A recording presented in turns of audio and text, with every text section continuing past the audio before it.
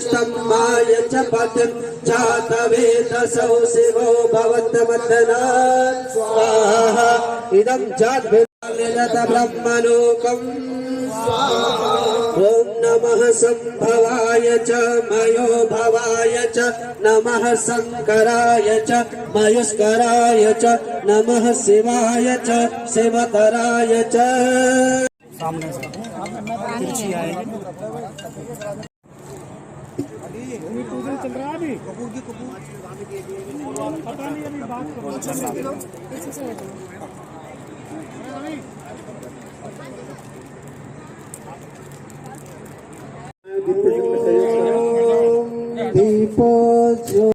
जय जय श्री राम। जय जय श्री राम। आज रामलीला के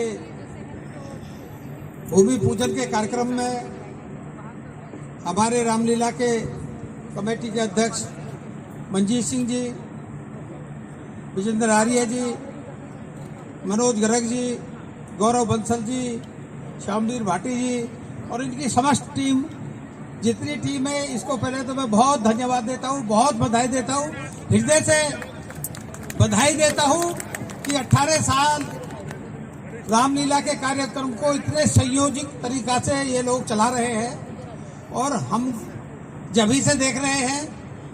हर बार कुछ ना कुछ नए से भी नया मिलता है और अब भी इन्होंने घोषणा कर दी है कब का और भी कुछ नया मिलेगा। और रामलीला तो हम लोगों ने बचपन में भी बहुत देखी थी। पहले तो हम यहाँ से 7-8 किलोमीटर दादरी देखने जाया करें, रात को 12 बजे तक आते थे रामलीला देख के। लेकिन अब तो हमारे घर में 2-2 रामलीला हो रही है। लेकिन ये रामलीला एक अजीब तरीके की रामलीला होती है। मेरा आप लोगों से भी निवेदन है कि आप इसमें अपना जरूर टाइम दें। ये जैसी रामलीला होती है, मुझे तो लगता है कि मैंने तो कहीं जीवन में ऐसी रामलीला देखी नहीं है जैसे तरीके की रामलीला करते हैं। इसके लिए वास्तव में धन्यवाद के पात्र है।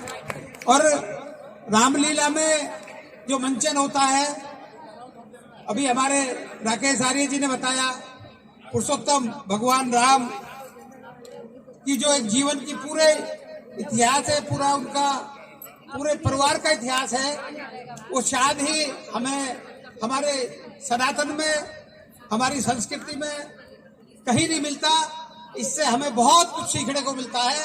और ये हमारे परिवार के साथ मैं तो ये भी निवेदन करता हूँ कि आप जब आए तो बच्चों को साथ लाएं, क्योंकि हमारी संस्कृति अब दूसरे तरह की हो रही है। बच्चों को इस बारे में ज्ञान नहीं है। हम लोगों को बच्चों को ऐसी धार्मिक जगह पे साथ लेके जाना चाहिए, बल्कि मंदिरों में भी आप जाएं, मंदिर में पूजा करने जाएं, आप अपने किसी इष्ट देव को पूजा करने जाएं तो बच्चों को साथ ले जाए, उन्हें कम से कम ये संस्कार मिले, उनको इस बात का एहसास भी हो हमारे पूर्वजों की संस्कृति और संस्कार क्या थे। तो आप लोगों को हमेशा इस उसमें अपने जो आप भावी बच्चे हैं हमारे, इनके लिए बहुत शिक्षा की जरूरत है। आप 3 साल का, हमारे दूसरी जाति का आदमी 3 साल का वो जानता है अब उनके बच्चों को क्या करना है, उनके दिशा निर्देश क्या है, उनके पूर्वजों ने क्या किया और आगे क्या करने हैं। और अब भी कहते हैं अब इतने लंबे समय तक हमने राज किया, आगे भी राज हमारा ही रहना है। ये तो कहते हैं कि ये जितने लोग कमा रहे हैं, तुम कमाते तो रहो हम लोगों के लिए, तो हम लोगों के लिए कमा रहे हो। तो उनकी सोच ये है, उनका छोटा बच्चा 3 से 5 साल का जानता है और हमारे बच्चे को पूजा करने का पता भी नहीं है, पूजा किस तरीका से होती है।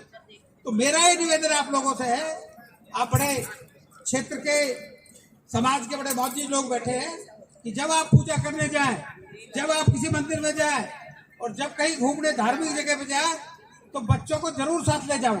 और ये 9-10 दिन का रामलीला का मंचन है, इसमें अपने बच्चों को जरूर ले आके आवे और बतावे उनको भगवान राम ये थे और भगवान राम का ये योगदान इस समाज को, इस सनातन धर्म को बचाने में रहा है और इसकी वजह से सनातन धर्म आज जिंदा है। तो मैं आप लोगों से सबसे निवेदन करता हूं और भगवान राम के आचरण को अपने आचरण में भी हम लोग उतारे। भगवान राम ने कितने संघर्ष के बाद एक आवाज पे 14 साल का वनवास स्वीकार कर लिया। आज तो बच्चे को कहो तो बच्चा नहीं मानता, एक कहने पे, अपनी सौतेली माँ के कहने पे ही उन्होंने 14 साल का वनवास स्वीकार कर लिया। तो ये संस्कार ये हमारे बच्चों को भी मिले।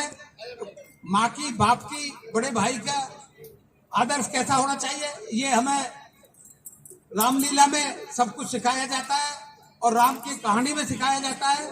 मैं आप लोगों को, आप बहुत बड़ी संख्या में बुलावे पाए हैं, सब लोगों को धन्यवाद देता हूँ और इन रामलीला कमेटी को और इनके सहयोगों को सबको बहुत बहुत बधाई। जय श्री राम। धन्यवाद भाटी जी।